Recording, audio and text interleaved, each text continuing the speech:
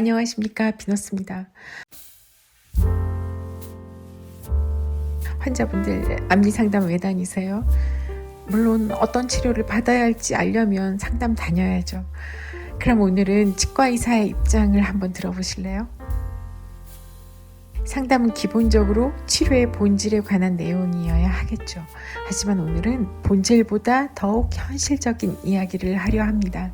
왜냐하면 아무리 본질적인 상담이 환자의 심금을 울렸다고 해도 결국 현실을 무시할 수 없기 때문이죠.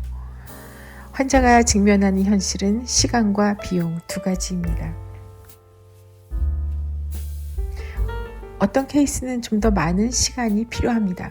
그러나 환자분들은 짧은 치료를 선호하죠.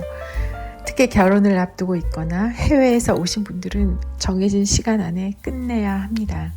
예를 들어 해외에서 오시는 분들 한 달 정도 시간을 내서 오시는데 생각지도 않았던 교정을 1년 동안 해야 한다면 그 환자는 시간 때문에 치료 못하는 겁니다. 그렇다면 이런 분의 선호에 맞추기 위해 미용 보철 같은 치료를 할까요? 쭈루루룩 라미네이트 크라운 그런 거 하는 치료죠. 제발 그러지 맙시다. 차라리 아무것도 하지 말고 그냥 살다가 나중에 형편될 때 시간이 걸리더라도 적절한 치료를 하십시오. 자, 이제부터 비용이 치료에 얼마나 결정적인지 설명을 해볼게요. 예를 들어 이런 분이 오셨습니다. 대문니 2개에 흰 반점이 있네요. 이분은 5,60만 원 정도 하는 레진으로 충분합니다. 그 가격이면 묻고 따지지도 않고 치료를 수락할 수 있죠. 그런데 이분을 보세요. 왼쪽 대문니가 부러졌습니다. 환자는 앞니 하나 부러진 줄 알지만 제 블로그를 읽어보신 분들은 이 앞니 하나 치료하는데 여러 가지 치료들의 칵테일이 필요하다는 것을 아실 겁니다. 치료 비용이 50만 원이라면 무슨 고민을 하겠습니까? 그냥 치료받죠. 그러나 300만 원이 넘어간다면 상담할 때 감동은 휘발되고 도망갑니다. 그럼 단위를 더 키워보겠습니다. 이분은 앞니 4개가 연결부철입니다. 연결부철은 1개씩 할 수 없기 때문에 치료 비용이 개당 곱하기 4가 됩니다.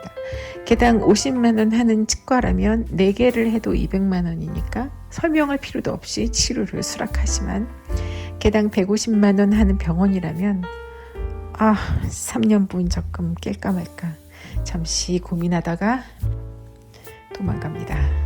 네, 저도 압니다. 예상 비용과의 격차가 크면 그 환자는 도망갈 수 있다는 거.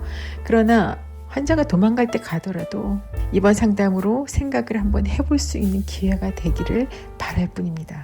저의 상담이 그저 순수할 뿐이죠. 그럼에도 불구하고 애로사항은 있습니다. 상담은 치료 계획을 포함하기 때문입니다. 환자가 A 원장과 상담을 했는데 그 치료 계획이 마음에 들었다고 칩시다.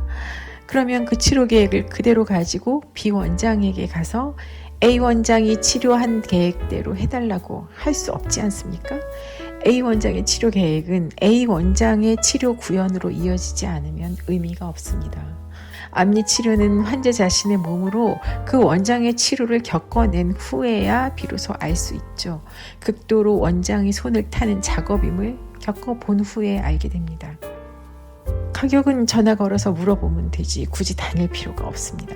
그럼에도 많은 환자들이 발품 팔아 상담을 다니는 이유는 자신이 어떤 치료를 원하는지 알아가고 원하는 것을 해주는 원장을 찾는 과정이 상담이기 때문입니다. 하지만 치료 기간이 짧고 가격도 착하기를 원하는 현실적인 부분도 많이 좌우합니다. 이 현실적인 부분은 본질적인 부분과 상충되는 때가 많죠. 병원이 본질적인 면에 호응하면 시간과 비용이 안 되는 환자를 모두 포기해야 합니다. 병원이 환자의 현실적인 면에 호응하면 수락률은 올라가겠지만 환자의 시간과 비용에 맞추다 보니 교정해야 할 환자를 미용 보철로 돌리고 가격 세일도 하고 그러다 보면 나중에 남에게 보여줄 만한 케이스 하나도 남지 않을 것입니다. 그렇다면 어떻게 하면 좋을까요? 빙빙 돌려 말하지 않아도 개원한 원장의 현실적인 상담의 목적은 치료의 수락입니다. 그 달 10명의 환자가 상담을 왔는데 한 명도 수락 안 하면 그 원장은 손가락 빨아야 됩니다.